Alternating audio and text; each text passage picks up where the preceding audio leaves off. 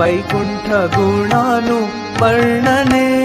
যখন ভগবানের জন্য কীর্তন করছি, তখন কীর্তনের মধ্য দিয়ে কেবল কতজন লোক আমাকে দেখলো, বড় মনিটরে আমাকে দেখাচ্ছে কিনা তা নয়, কৃষ্ণের হৃদয়কে আকর্ষণ করার জন্য। আমার মনে আছে সে সময় শচীনন্দন মহারাজ যখন কীর্তন মেলা হতো, উনি বারবার বলতেন, প্লিজ ফেস টুয়ার্ডস পঞ্চতত্ত্ব, দয়া করে পঞ্চতত্ত্বের দিকে তাকাও, এদিকে ওদিক গোল করে নয়, কৃষ্ণের দিকে তাকাও, কৃষ্ণের দিকে তাকাও, কৃষ্ণের পঞ্চতত্ত্বের দৃষ্টি আকর্ষণ করার চেষ্টা করো, করুণা, তাদের করুণা আকর্ষণ করার চেষ্টা। কীর্তন মানে কেবল সুরের ভাঁজ খেলানো নয়।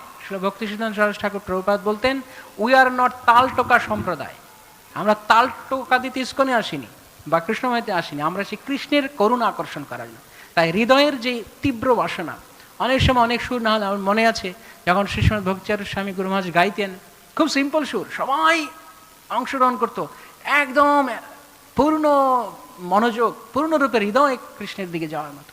তো এইভাবে যে কোনো সেবাই আমরা করছি না কেন, উদ্দেশ্য কৃষ্ণ, দয়া করো, আমি অসহায়, আমি পতিত, আমি পড়ে গেছি এই ভব মহাসমুদ্রে, এহেন সময়ে বন্ধু তুমি কৃষ্ণ কৃপা সিন্ধু, কৃপা করি তোলো মোরে বলে, আমি পতিত অবস্থা আছি, দয়া করো আমাকে।